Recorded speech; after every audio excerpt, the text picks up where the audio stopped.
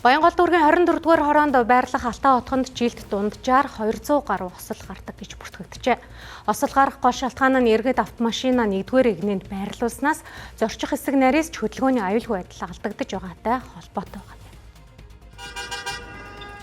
Алтай хотгон 6000 гаруй оршин суугчтай. Мөн энэ хотгон дотор 4 цэцэрлэг, 2 сургуультай 1000 гаруй хүүхэд энэ замаар зорчдөг юм. Гэвч ойрын өдрүүдэд гарч байгаа зам тээврийн ослын улмаас хүүхдэд тухтай гадаа тоглуулж чадахгүй байгаагаа иргэд хэлж байлаа.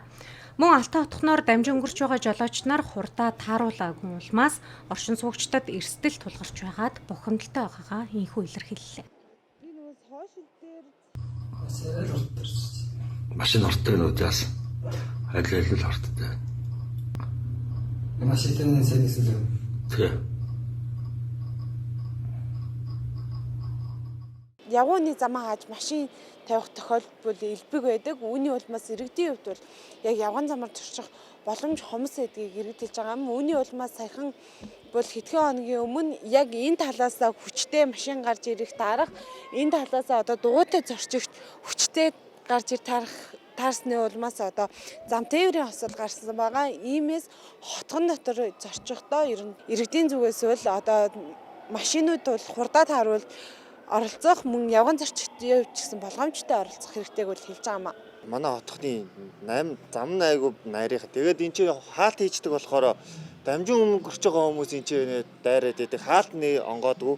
Тэгээд төгжрөл үүсээд байдаг. Тэгээд яаж ч оршин суугчдын эн чинь замаа дагуулаа 1-р игнэндээ бүгдээрээ машин тавьчих. Тэгээд бүр ямар ч зайг болчих. Тэгээд явж байгаа хүмүүс нь энэ хаалтын нээцэн үед бол гайгүй энэ төгжрөхгүй яваад идэв.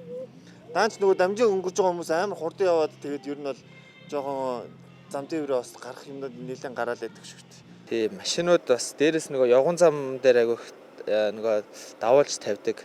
Тэрнээс болоод хүн явах зайгүй болоод тэгээд авцамаар хүүхдүүд дугуйтай явах ер нь том скутертэй болон явган хүмүүс ч гэсэн нөгөө замаар явах тохиолдлууд байдаг болохоор ер нь тэр талаас жоохон айгуул аюултай санагддаг шүү дээ. Хурдан тааруулж маш болгоомжтой явахгүй бол хэцүү шүү дээ. Яг энэ уулзуур мууцч. Хурдан тохируулж явахгүй бол хэцүү энэ авч сургууль цэцэрлэг ихтэй шүү дээ тойроод. Хотгон дотор гарч байгаа ослын хохирогчдын 70% хүүхдүүд эзэлдэг. Гэвч осол гаргасан жолооч орхиж явах тохиолдлууд илбэг байдаг. Иймд осол гаргачаад зөвхөн этгээдэд хуулийн жолоодох эрхийг хасах, торгох, хорих арга хэмжээг авдаг байна. Ундаг дугуй скутертэй хүүхэд гарч ирснээс болж ажил тийшээ дардаг ч юм уу. Энээс болж зам тээврийн ослол болж байгаа асуудал их байгаа. Зарим тохиолдолд мөн хотгон оролт гарч байгаа зам тээврийн ослол нь ослын газрыг орхиж явах бол тохиолдол байгаа. Зам тээврийн осол гаргачаад ослын газрыг орхиж явах юм бол Жишээний тухай 14-7-18 гэсэн заалтаар 1 жилээр жолоодох хэрэг хасдаг. 101 100 мянгаар торгуулийн арга хэмжээ тооцдог. Харьцангуй нэг үе бодвол хотгоор орлууд маань камерын хяналт сайжирсан болохоор энэний туслалцаатайгаар бол зам тээврийн ослыг илрүүлж ажиллаж байгаа. Иргэд эрүүл аюулгүй орчинд амьдрах хэрэгтэй. Гэвч амьдарч байгаа хотгон дотроо тухтай амьдрах баталгаа дутмаг байна. Зорчин өнгөрч байгаа хариуцлагагүй жолооч нараас болж насан туршдаа эрүүл мэндээр хохирох тохиолдлууд цөөнгүй.